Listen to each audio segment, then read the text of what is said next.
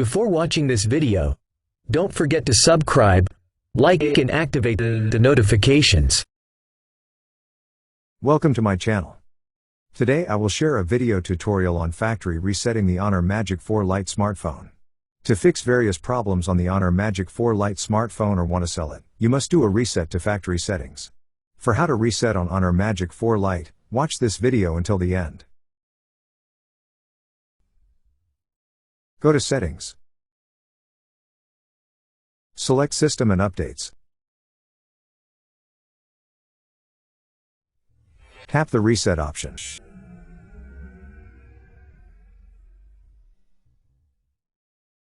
Next, select Reset Phone.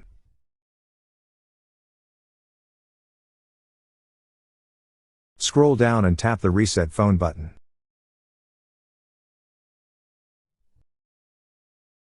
Confirm by tapping the Reset Phone button once again. Next, the reset process will begin.